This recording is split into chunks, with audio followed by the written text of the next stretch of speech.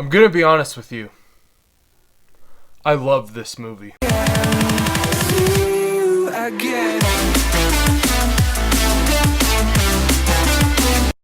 Joker was directed by Todd Phillips, known for movies such as Old School, and is a story about a man in a broken society who has a massive mental issue that makes him start bursting out laughing without anything funny having to happen, and goes over the true horrors of living with any mental issue and how people today, especially the rich, don't care and are perfectly fine with just walking all over those people without any second thought. So I have a confession to make. Movies like this, I think I rewatch movies like Joker more than any other movies ever made. Now, what do I mean movies like Joker? Movies such as American Psycho, Taxi Driver, Nightcrawler, Joker, of course. I rewatch those movies, at least one of those movies in the bunch, once every month for the past, year and a half. Especially American Psycho.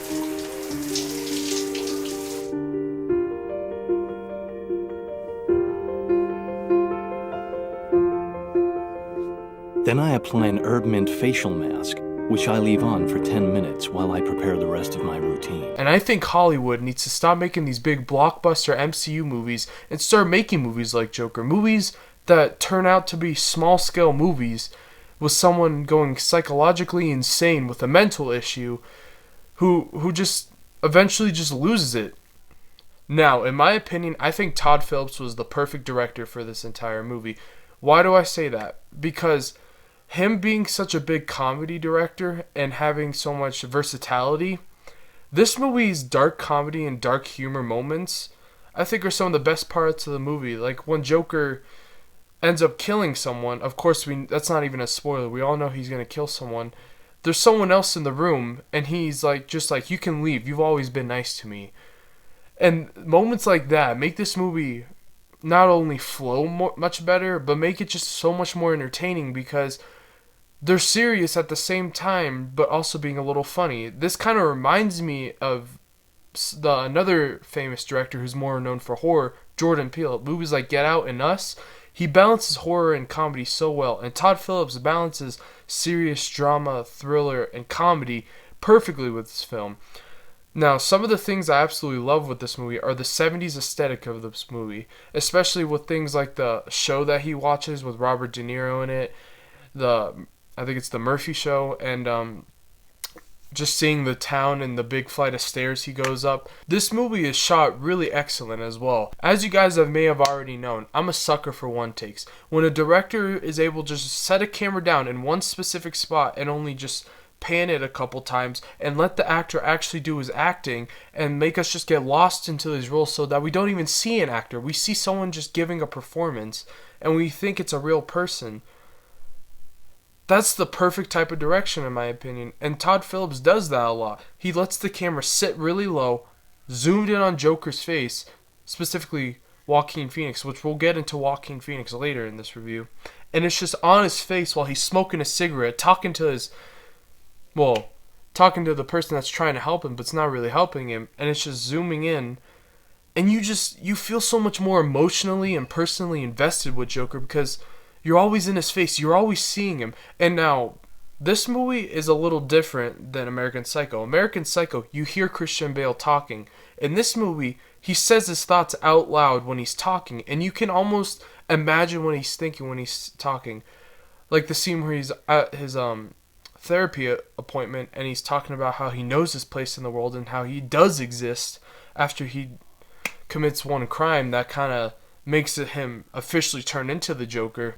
I just love how the director isn't just throwing what he's thinking in our face. Now, American Psycho, that's a different movie. I'm sorry, I'm done talking about American Psycho. But this movie reminds me more of Nightcrawler than American Psycho, where he just expresses what he's thinking, but you can also imagine other thoughts he's thinking without him even saying it, just based off performance. Now, I'm going to get into this right now. When I hear people comparing between Heath Ledger and Joaquin Phoenix Joker and hearing both sides, I hear both sides. But to be honest, it doesn't really matter. They're both different representations of the Joker, and they're different in their own way, and they're their own performances. And I think if you put Heath Ledger in this movie and Joaquin in The Dark Knight, we wouldn't have the same performances. I think they just go down and down. I think they were both casted perfectly to portray the performance of the Joker they were trying to portray. And Joaquin Phoenix, he 100% deserved the Oscar for this movie. Now, the only other competition he had was Adam Driver, which I will be doing a review on Marriage Story very soon. But, I mean, and also his acceptance speech. His acceptance speech, I almost felt like Joker was giving that speech because he's talking about how everyone has to be equal. And that's what Joker is trying to do in this movie. Now, let me get into the biggest flaw about this film. It's how much it copies the original movie, Taxi Driver, and other Scorsese movies. I think it's original enough, but it's also, I feel like it's taken the blueprint of Taxi Driver, changing the flooring, changing the paint, and keeping the same layout. Because it's different. The major difference being that the Joker is the Joker, and Robert De Niro was Taxi Driver, and their roles in society are the same. How the movie ends is very similar. They both end up being anti-heroes. And at least Joker goes to therapy. Robert De Niro's character did not go to therapy. And I get those flaws, but I don't think you should take what they copied from Taxi Driver with bashing on this movie so much. Because this is truly an excellent movie if you really get into the nitty-gritty stuff, how it's shot, the long takes, yada yada yada. We just don't get movies like this anymore. Movies like Nightcrawler and The Lighthouse and Joker, those movies are so rare. We only have about 6 or 7 of those movies that are actually good. And it sucks that Hollywood is always more going towards making money with movies like the MCU versus making an actual good movie such as The Joker. And before I actually saw The Joker, I was really scared that they were gonna somehow like tie this into the DC EU universe and like try to tie this into how that's gonna play out. But the best thing I could say about Joker is this is a film, not a franchise movie or not just a movie. This is its own film. What do I mean? Todd Phillips didn't make this movie so he could have a sequel. Todd Phillips didn't make this movie because Warner Brothers paid him to make a movie that would tie into the DCU. This is its own film. It ends where it has to end, and we're not going to see it again. And I really hope they don't cast Joaquin Phoenix to play the Joker. Why? Because then I'm scared they're going to use this and tie it in and ruin that best part about this movie, that it's a film. It's a Joker film. It's not trying to be a Joker trilogy. It's its own thing, such as Taxi Driver. It was a film. The Shining. It was a film. They kind of just, Hollywood likes to make money, so they made a sequel.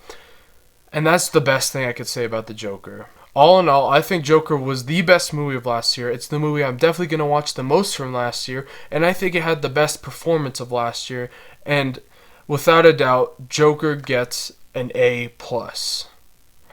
More specifically, the rating of a 97%. If this movie, let's just say Taxi Driver never existed in this world. We just had this movie. This will be one of the best movies of all time. This would be an A+, 101% movie. But having the original Taxi Driver and seeing the blueprints they used, I can't just quite get it there. Thank you guys all for watching this movie review. If you guys enjoyed this movie review, make sure you click that subscribe button and comment down below what you guys thought of the Joker. And as always, keep watching movies.